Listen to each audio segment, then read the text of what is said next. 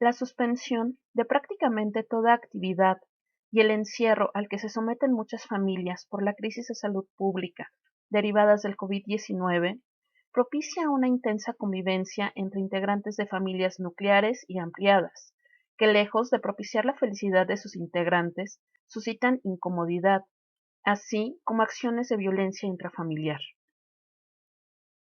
La pandemia ocasionada por el COVID-19 nos ha obligado a permanecer en casa y tener que convivir en familia más tiempo del que estamos acostumbrados. Hemos tenido que aprender a administrar nuestro tiempo, nuestro esfuerzo, nuestro dinero, nuestra paciencia y nuestro espacio. El aislamiento en los hogares, al que nos ha sometido el COVID-19, aunque vital para la lucha contra la pandemia, se ha convertido en un tema delicado para algunas familias. El hacinamiento, el impacto económico familiar y la propia personalidad de los integrantes de la familia son factores que pudieran derivar en situaciones de riesgo durante esta emergencia sanitaria. La tensión familiar puede aumentar debido a la convivencia diaria dentro de un espacio confinado, lo cual es un detonante de violencia. Además, implica el aumento del cuidado de niños, niñas y adultos mayores, y el aumento de trabajos domésticos, además del efecto negativo en la salud mental que tiene la crisis económica debido a la pérdida de empleos por la crisis sanitaria. Otro bloque de factores de riesgo poco estudiados está relacionado con el contexto y el espacio físico. Efectivamente, una alta densidad ocupacional de la vivienda genera estrés y facilita la tensión en las interacciones cotidianas. De esta forma, un periodo más o menos prolongado de confinamiento forzoso, como consecuencia del estado de alerta que se ha decretado, va a poner las cosas muy difíciles a aquellas personas que padezcan unas inadecuadas condiciones de habitabilidad de la vivienda, tales como cantidad de espacio disponible reducido, poca o nula privacidad, contaminación acústica o temperaturas extremas. La violencia es un problema de salud pública, dada su extensión, magnitud y consecuencias, y afecta de manera desproporcionada a las mujeres, a los niños, a los adolescentes, a los ancianos y a las personas con discapacidades. Existe entre la opinión pública e incluso en las referencias científicas especializadas un amplio catálogo de conceptos para referirse a los actos violentos cometidos en el ámbito familiar o de las relaciones afectivas.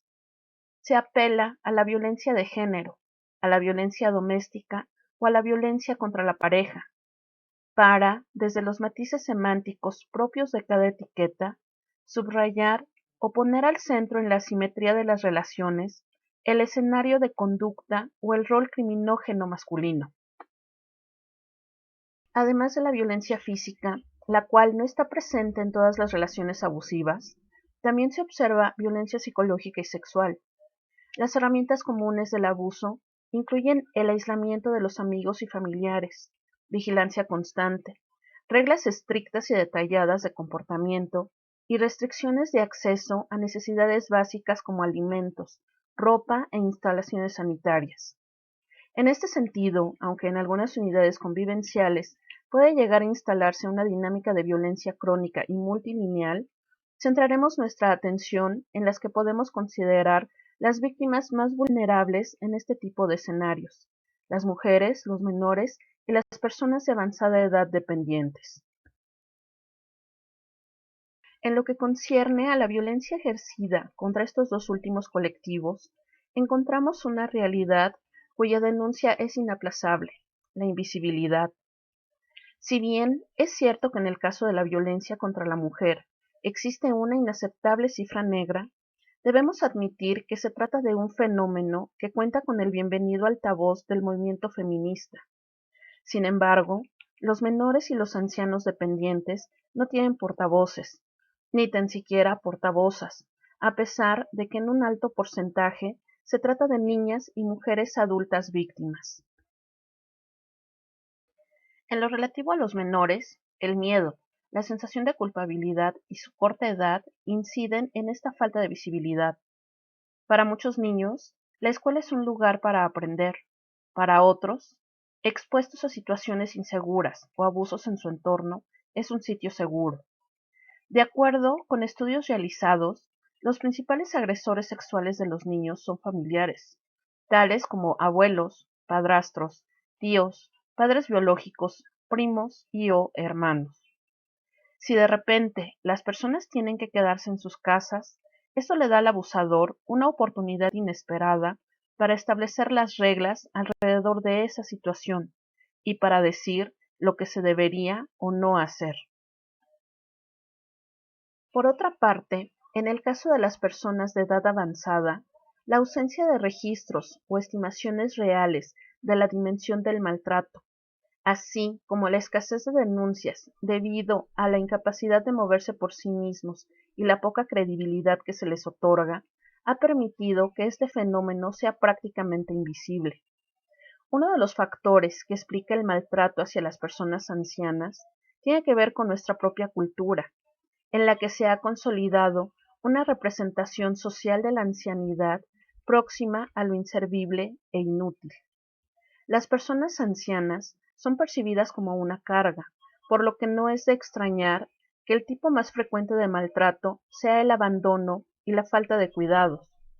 El hecho de que en estos momentos algunos medios de comunicación nos inviten al optimismo y a respirar tranquilos tras constatar que son nuestros adultos mayores las principales víctimas del coronavirus, debemos enmarcarlo en esta perversa actitud hacia la tercera edad. Estudios señalan que el hogar tampoco es un lugar seguro para muchas mujeres, ya que la violencia de género convierte a las casas, donde la mitad de la humanidad está confinada por la pandemia del COVID-19, en una trampa donde la vida, la integridad física y psicológica están en riesgo. Si en estos hogares, además, se dan antecedentes de abusos, amenazas, sexo no consentido o consumo excesivo de alcohol u otras sustancias adictivas, la bomba de tiempo está servida. Estaría bien que durante este periodo de alerta estemos más pendientes de detectar y prevenir posibles episodios de violencia intrafamiliar. Lamentablemente, es esperable un aumento de su incidencia en el actual contexto de emergencia sanitaria. Con el tiempo, las cuarentenas terminarán, pero mientras el confinamiento se siga prolongando, el peligro probablemente se intensificará, implicando la posibilidad de que ya se haya realizado un daño irreparable.